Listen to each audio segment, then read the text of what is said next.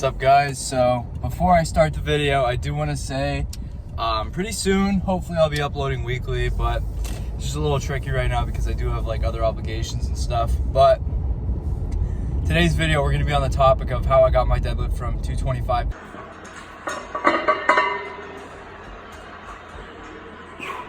to 625. Up. Jesus Christ. At 600. I guess you can kind of count 600 as my legit deadlift because I did do it in meet with no strap. Let's go, Hunter. Come on, come on. Let's go, Eric. Get it up. Let's go, let's go, let's go. Come on, get that thing back there. Yeah. Come on now. Yeah. Come on, hold it. But I did do 625 with straps once. So like I said, I'm going to be talking a little bit today about how I got to 625 from 225. Now, I do want to start by saying this was over about 5 years. I started deadlifting about this time in 2019. So yeah, about 5 years or so. So it's been a long road, and all of my progress has not been linear. I've been kind of all over the place, but thankful for all of the corrections and stuff I've received over the years, all the advice, everything like that. So now that I have all that advice compiled and I have a list of things that have worked for me, I'm hoping to share that with you guys. So I'm gonna give you like 3 to 5 things that I did today or mistakes that I made while deadlifting to kind of hopefully help you guys improve your deadlifts. Now, I'm gonna give some backstory. So I started deadlifting, like I said, in 2019. I was pretty new to the gym at the time, so being able to hit 225 on something was like groundbreaking for me. I thought 225 was just like, that was it. Like, I thought it was the coolest thing ever. So that's what kind of engaged my initial interest in deadlift, was being able to do a lot of weight on it compared to other lifts. Because I did start bench and squat roughly around the same time. I started bench probably a little bit earlier and squat a little bit later. But yeah, I was never able to do anything heavy. So hitting 225 was like groundbreaking, like I said, for me. So I was really excited about that, and that kind of got me into deadlifting. So I bounced around from like conventional to sumo, and I stuck with sumo for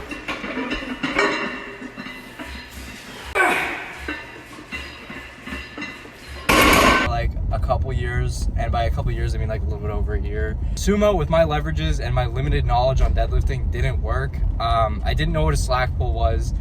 I didn't know how to wedge. I didn't know any of that stuff. So I was kind of just doing sumo with my back rounded. It was like that's the best way I could sum it up. So I wasn't really doing sumo. I was doing conventional pretty much with the way I was moving. Thankfully, it was suggested to me that I switch back to conventional because it would work better with my leverages, right? Like, I have long arms, I have a short torso, and I have like, I guess, like normal size legs. So it was recommended that I switch back to conventional, and guess what?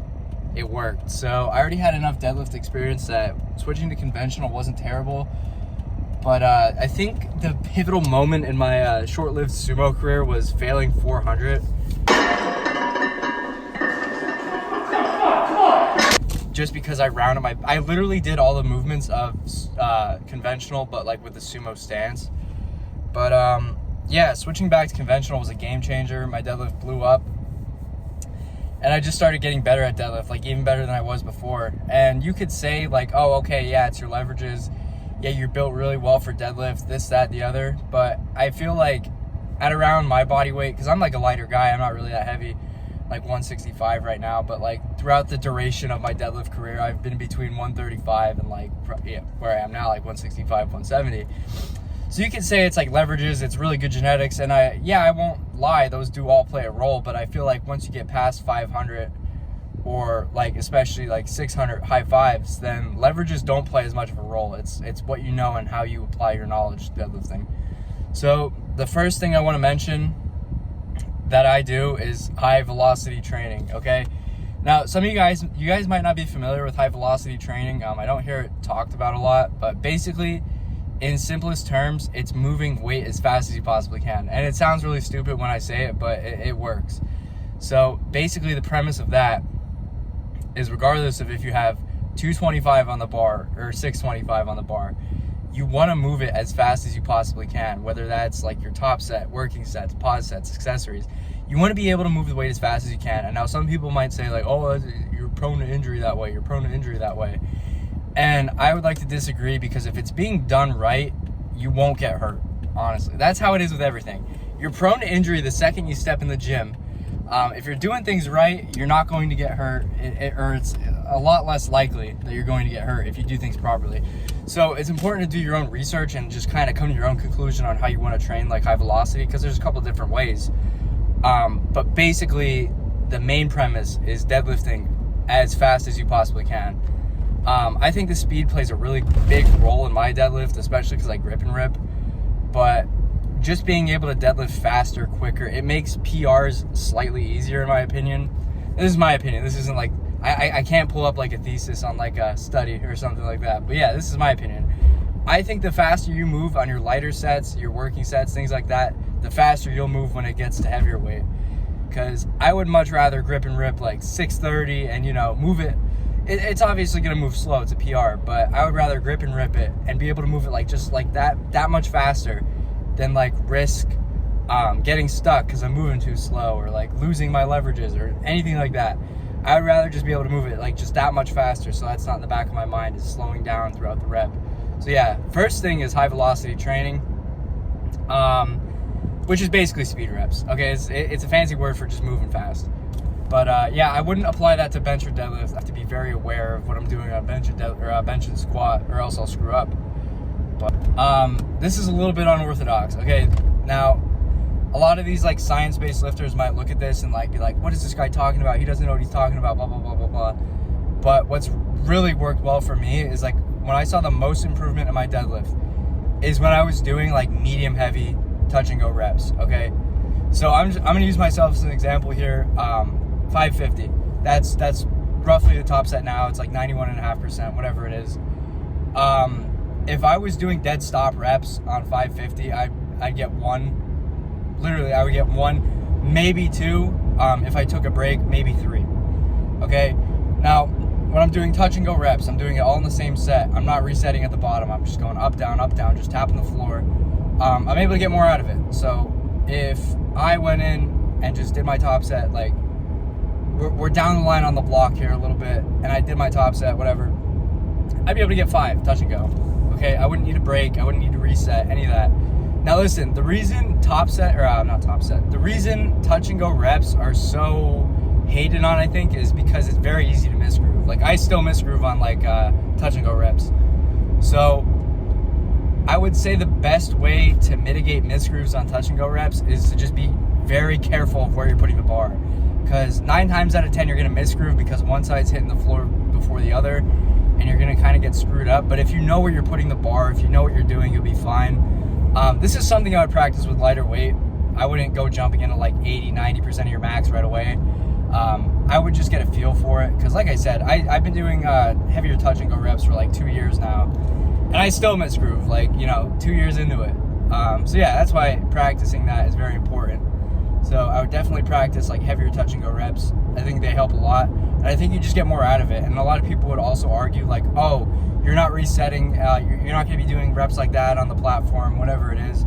The way I look at it is you're getting more out of it. You're getting the movement more. I mean, even though you're not resetting from the bottom, you're still moving up from the bottom. Like you're not, the only thing is like, yeah, you're not getting the same out of it, but you are getting, like, you're getting 80% out of touch and go that you are out of like dead stop reps, and you're getting more reps. So it's like, it evens out. It's a little bit of bro sciencey here, but it works, trust me. So yeah, a lot of people argue it doesn't work, it's stupid, blah, blah, blah. But I think touch and go reps are honestly the wave. I don't recommend them for everybody, because, you know, everybody might not be able to do them properly. People might not like them, and that's fine with me. But I really enjoy doing touch and go reps, just because I feel like I can get more out of my deadlift that way. But yeah, so number 3, we're gonna kind of get into accessories a little bit. 2 of the main accessories I did for my deadlift were deficit deadlifts. I'd stand behind deficits. I really enjoy doing deficits, except that they're so taxing. So it's like, when I'm in a prep, if I'm gonna go heavy on deficits, I'm gonna do them every other week, because my back will just get beat up between like the heavier sets, the volume, and then the deficits. Like, I'll just get beat up, because if you guys don't know already, I do all my deadlift stuff on the same day. I do all my squat stuff on the same day, and I do all my bench stuff on the same day. I do get beat up So I like to alternate out of deficits, but I do think that if you're doing deficits in moderation light enough that they'll work really well for you. They just kind of help you get that pop off the floor. If that's something you struggle with, like you're struggling popping off the floor, I think deficits will really help. And I feel like this is kind of overlooked, but they also help your lockout because you're going through a longer range of motion with them. But yeah, I would definitely recommend deficits. Now, pause deadlifts, they don't have as much of a carryover to conventional deadlifts as they do sumo, but I still like doing pause deadlifts just because I feel like once I get to my sticking point, which is like right below the knees usually, I feel like I can really just blow up the lockout and just practice and build on that. So for that reason, I do like doing heavy pause deadlifts. But yeah, for me, it's either one or the other, because if I did both in a week long enough, I would probably I would not have a working back. Now, thing number 4 is a lot of these people, you'll see it all over my comment section actually, is a lot of people complain about like upper back rounding. Now, when you're deadlifting maximal weight, your form's going to have breakdown to a degree. If your form isn't breaking down, you're not maxing. Now, granted, if you're not training for powerlifting or strength, you have, in my opinion, no reason to max unless you want to do it for fun. But your form is going to break down. It's just important to realize that it's going to happen and understand what you need to do to mitigate it. Like last time I went for a PR, hips would drift back and my lower back would round. So that's a no-no right there. If your hips are drifting back and your lower back is rounding and you're like kind of hunched over the bar, that's definitely something you want to avoid. But if your upper back is rounding, like upper back, I mean from like the bottom of your lats to the top of your shoulders, if your upper back is rounding, it's going to happen. Like you are not going to, you're not gonna be able to avoid it. Despite popular belief, your spine's not gonna shoot out on deadlift. Like you're not gonna break your back or get scoliosis from deadlift. And upper back rounding is normal, but it's just important to kind of know how to mitigate it and recognize when your lower back is rounding, because that's a big no-no, okay? Now, the next thing I kind of want to talk about is for so long, I looked at deadlifts like it was a pull, okay? Because when you talk about deadlifts, you're like, oh, what'd you pull? Blah, blah, blah, blah, blah. I looked at it like it's a pull movement. It's not, okay? It's a push movement. You are pushing your legs into the ground. You are grinding your legs into the ground. So I think what's more important on the mental aspect is instead of looking at deadlifts like you're going to pull it with your arms, you have to look at deadlifts like you're going to push it off the floor with your legs. I think that's very important to kind of recognize that and to kind of use that cue when you're deadlifting. Because like most of your power is coming from your legs. You're only using your arms as like hooks. You're hooking onto the bar with your arms, that's all. And you're obviously holding onto the bar. But yeah, that's another important thing I kind of want to mention is you have to look at the deadlift like it's as much of a push as it is a pull, if not more of a push.